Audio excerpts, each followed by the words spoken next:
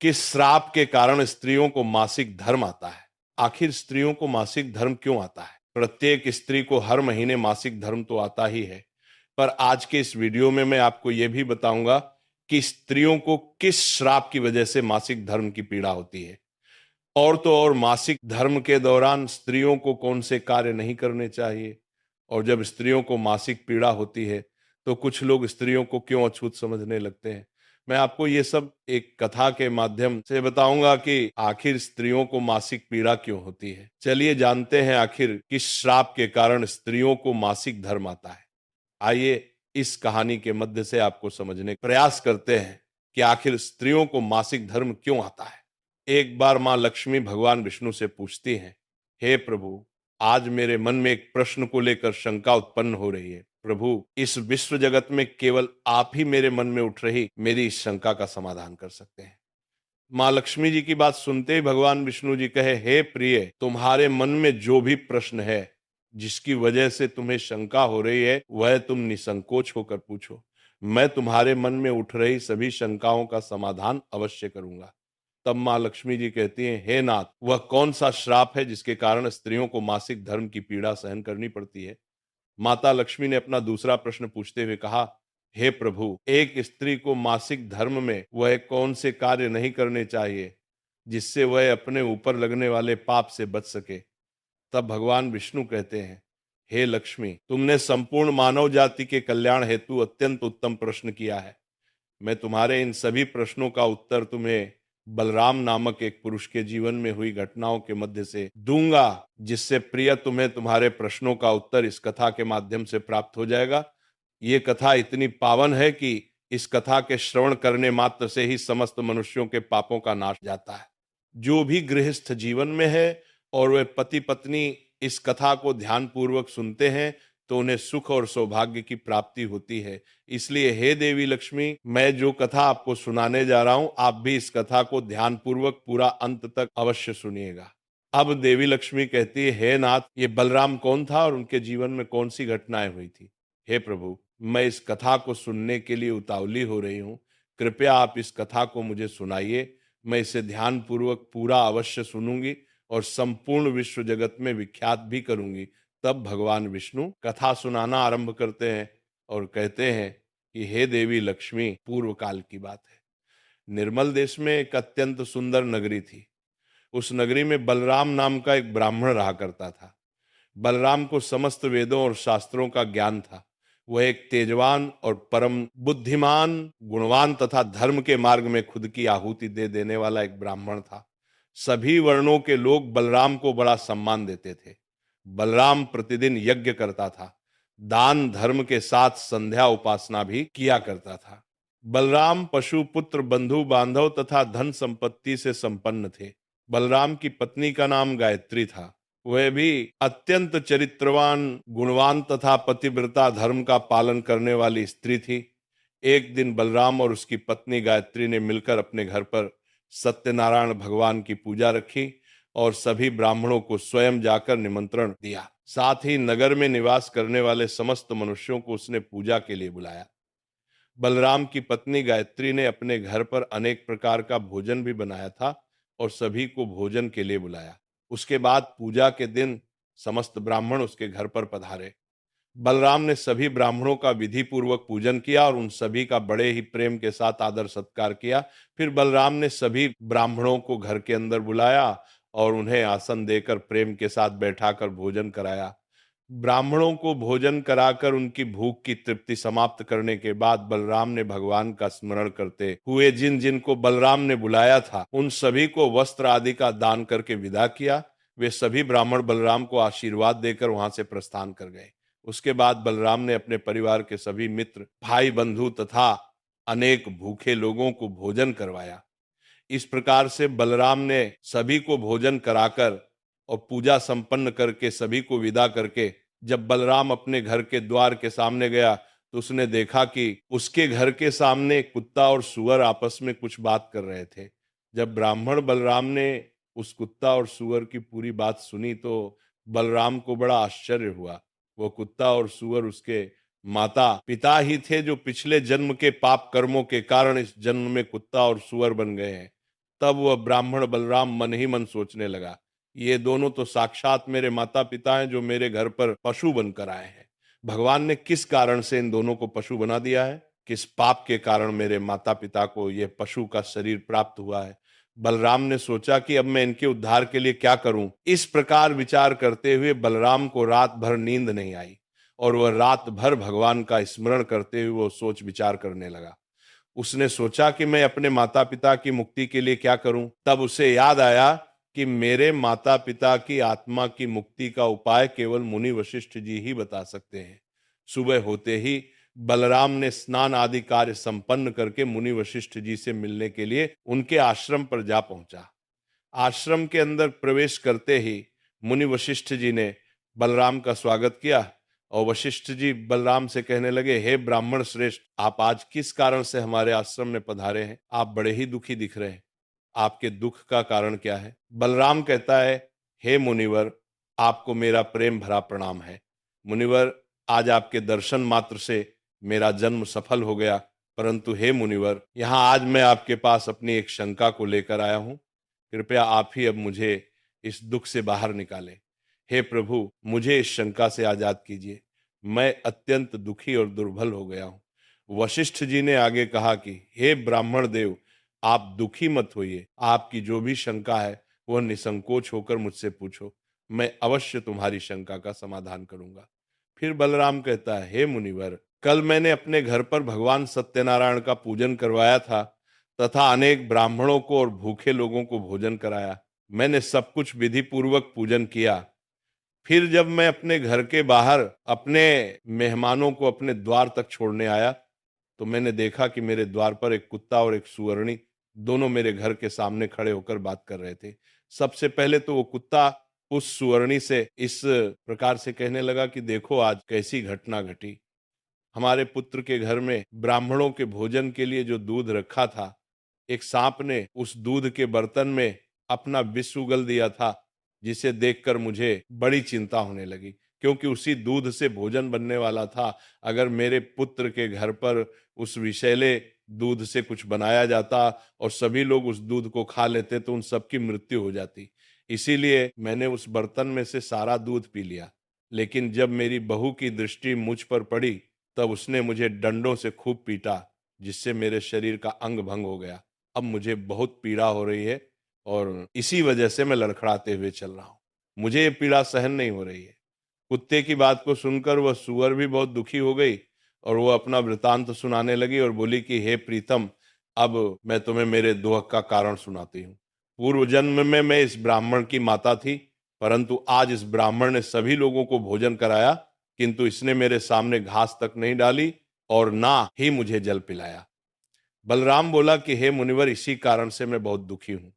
फिर बलराम कहने लगा, इस प्रकार से अपने माता पिता को एक कुत्ता और सुअरनी के रूप में ऐसा बोलते हुए देखकर मुझे बड़ा दुख हो रहा है। हे मुनिवर, मुझे रात भर नींद नहीं आई। हर क्षण मुझे बस यही चिंता सताए जा रही है कि मैंने कभी कोई पाप नहीं किया, हमेशा धर्म के कार्य किए हैं, परंतु फिर भी मेरे माता पिता को ऐसे कष्ट झेलने पड़ रहे हैं। हे मुनिवर, यही मेरी शंका है, इसी कारण आज मैं आपके पास आया हूँ। कृपया आप अपनी दिव्य शक्ति से पता करके मुझे बताइए कि किस कारण से मेरे माता पिता की ऐसी दुर्दशा हुई है और उनकी मुक्ति के लिए मुझे कौन सा कर्म करना होगा। तब मुनि वशिष्ठ जी ने ध्यान लगाते हुए वो सब कुछ देख लिया और उस ब्राह्मण के माता पिता के पूर्व जन्म के कर्मों के बारे में बलराम से कहने लगते हैं, हे ब्राह्मण, तुम्हारे माता पिता ने पिछले जन्म में घोर पाप किया है। उस पाप कर्मों के कारण आज उनकी ऐसी दुर्दशा हुई है। बलराम कहने लगता है कि हे गुरुदेव, कौन से पाप के कारण मेरे माता पिता की ऐसी दुर्दशा हुई है? कृपया मुझे उसके बारे में विस्तार से बताने की कृपा करें, मैं जानना चाहता हूँ। फिर मुनि वशिष्ठ जी कहते हैं कि हे ब्राह्मण, तुम ध्यान से सुनो।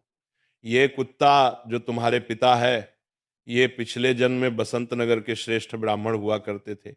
इन्होंने एक दिन एकादशी का व्रत रखा, परंतु ये उसका पालन ना कर सके और भोजन कर लिया था। एकादशी के व्रत के दिन तुम्हारे पिता ने दान धर्म भी नहीं किया। इन्होंने अपने द्वार पर आए हुए कुत्ते को कभी भोजन नहीं खिलाया। तुम्हारे पिता ने अपने पितरों का श्राद्ध भी विधि पूर्वक नहीं किया। तुम्हारे पिता ने पिछले जन्म में मासिक धर्म के दौरान ही तुम्हारी माता के साथ संबंध बनाया था और इसी पाप के कारण तुम्हारे पिताजी को इस जन्म में कुत्ता का जन्म मिला है। हे ब्राह्मण पुत्र, अब तुम अपनी माता के बारे में सुनो। तुम्हारी माता ने मासिक धर्म में होते हुए भी भोजन बनाया। मासिक धर्म के दौरान ही इसने भगवान की पूजा उपासना की, तुलसी को जल चढ़ाया। मासिक धर्म में होते हुए भी तुम्हारी माता ने भगवान को भोग लगाया, इसी कारण से इसे महापाप लगा है। मासिक धर्म के दौरान स्त्री 3 से 5 दिनों के लिए अपवित्र हो जाती है। मासिक धर्म के दौरान स्त्री को पूजा पाठ नहीं करना चाहिए, ना ही सत्संग करना चाहिए। प्रत्येक स्त्री को इन 3 से 5 दिनों में अपने बाल भी नहीं धोने चाहिए, इससे उसके पति की आयु कम होती है। मासिक धर्म के दौरान पेड़ पौधों को स्पर्श नहीं करना चाहिए। मासिक धर्म में स्त्री के साथ संबंध भी नहीं बनाना चाहिए। वह मुनिवर अब आगे कहते हैं कि जो पुरुष मासिक धर्म में स्त्री के साथ संबंध बनाता है उसे ब्रह्म हत्या का पाप लगता है। जो पुरुष उसे वक्त के समय में स्त्री के वस्त्रों को स्पर्श करता है उसे भी पाप लगता है। मासिक धर्म स्त्री के शरीर में 3 से 5 दिनों तक ब्रह्म हत्या का पाप निवास करता है और 6वें दिन ही वो स्नान करके पवित्र हो जाती है। 6वें दिन स्नान करने के पश्चात स्त्री को अपने पति का मुख देखना चाहिए, अन्य किसी पुरुष का मुख नहीं देखना चाहिए। यदि पति समीप न हो तो सूर्य देव के दर्शन करने चाहिए। गुरु वशिष्ठ बलराम से कहते हैं, हे ब्राह्मण श्रेष्ठ, इसी पाप के कारण तुम्हारे पिता को कुत्ता और तुम्हारी माता को सूअर का जन्म प्राप्त हुआ है। बलराम कहता है, हे मुनिवर, अब आप मुझे मेरे माता पिता की मुक्ति के लिए उपाय बताने की कृपा करें। तब वशिष्ठ जी अपनी दिव्य दृष्टि से इसका मार्ग भी देख लेते हैं और कहते हैं कि हे ब्राह्मण, तुम किसी भी अमावस्या के दिन अपने माता पिता की मुक्ति के लिए श्राद्ध तथा तर्पण करो और दान धर्म करो, गाय की सेवा करो, गौ माता को भोग खिलाओ और अपने माता पिता की मुक्ति के लिए भगवान से प्रार्थना करो। बलराम जैसा वशिष्ठ जी कहते हैं वैसा ही करता है और फिर उसके माता पिता को समस्त पापों से मुक्ति मिलती है। अब भगवान विष्णु देवी लक्ष्मी से कहते हैं, हे देवी, अब मैंने तुम्हें राजसुला स्त्री को कौन से कार्य नहीं करने चाहिए इस विषय में तो बता दिया। हे देवी, अब मैं तुम्हें ये बताता हूं कि किस श्राप के कारण प्रत्येक स्त्री जाति को मासिक धर्म की कठोर पीड़ा को सहन करना पड़ता है।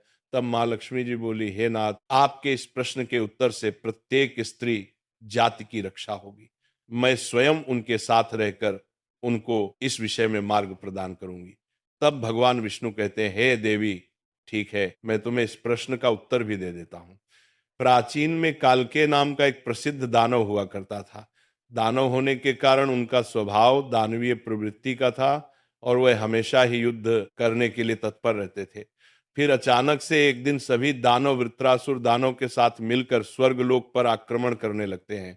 उन असुरों के पास भयंकर शक्तिशाली अस्त्र खंजर थे जिसका सभी देवता सामना नहीं कर सके और स्वर्गलोक से भागकर ब्रह्मदेव के पास आ गए और फिर उन्होंने ब्रह्मा जी को सब कुछ कह सुनाया।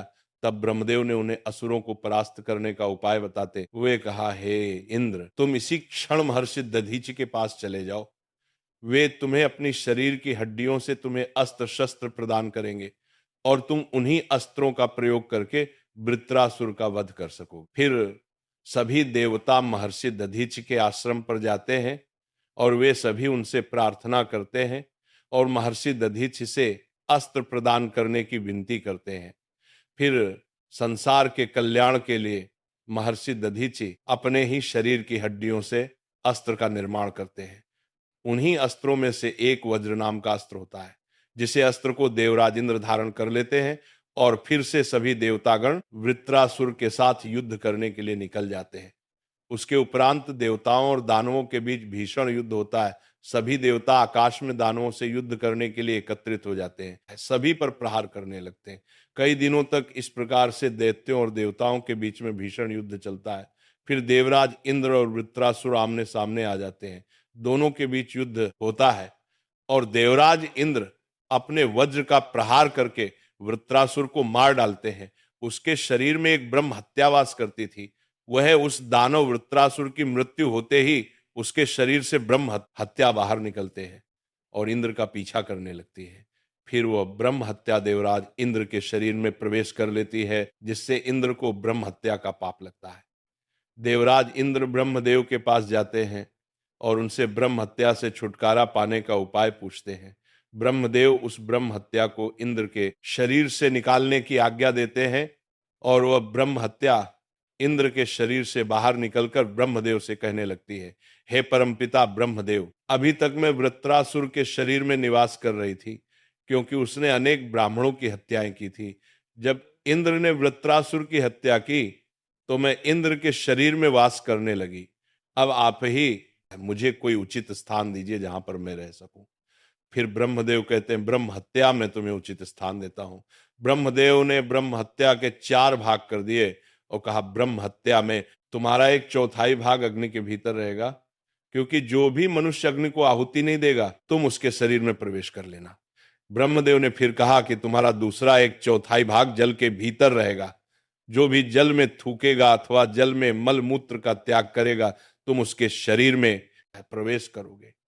फिर तीसरा 1/4 भाग पेड़ पौधों और वृक्षों के भीतर रहेगा, जो भी मनुष्य अकारण ही वृक्षों को काटेगा उसे भी ब्रह्म हत्या का पाप लगेगा। उसके बाद ब्रह्मदेव ने अप्सराओं को बुलाया और कहा, हे अप्सराओं, इस ब्रह्म हत्या का 1/4 भाग तुम ग्रहण करो। फिर अप्सराएं कहने लगी, हे प्रभु, अगर आपकी यही आज्ञा है तो हम इसे आपकी आज्ञा से ग्रहण करने के लिए तैयार है, किंतु हमें भी इससे मुक्ति का कोई उपाय बताइए। फिर ब्रह्मदेव कहने लगे कि हे अप्सराओं, जो भी पुरुष मासिक धर्म में स्त्री के साथ संबंध बनाएगा उसके अंदर ये ब्रह्म हत्या प्रवेश कर जाएगी। इस प्रकार से ब्रह्म हत्या के 4 भाग हुए, एक अग्नि में, दूसरा जल में, तीसरा वृक्षों में और चौथा स्त्रियों के अंदर प्रवेश कर गया। उसी ब्रह्म हत्या के भाग के कारण स्त्रियों को मासिक धर्म आता है। जो भी पुरुष मासिक धर्म के दौरान स्त्रियों को स्पर्श करता है अथवा उनके साथ संबंध बनाता है उसे ब्रह्म हत्या का पाप लगता है। अब आगे भगवान विष्णु कहते हैं, हे देवी, इस प्रकार से मैंने आपको स्त्री के राजस्वला होने के पीछे की कथा और राजस्वला स्त्री को कौन से कार्य नहीं करने चाहिए इसके विषय में बता दिए। अब माता लक्ष्मी कहती हैं, हे प्रभु, आज आपने मुझे बहुत ही महत्वपूर्ण ज्ञान दिए हैं। मैं भी आपको वचन देती हूँ, जो भी स्त्री मासिक धर्म के दौरान पूजा पाठ करेगी, पति के साथ संबंध रखेगी, उसके घर में मैं प्रवेश नहीं करूंगी। तो यही कारण है कि मासिक धर्म के दौरान किसी भी स्त्री को छूना पाप माना गया है। मासिक धर्म के दौरान स्त्रियों को ये कार्य नहीं करने चाहिए।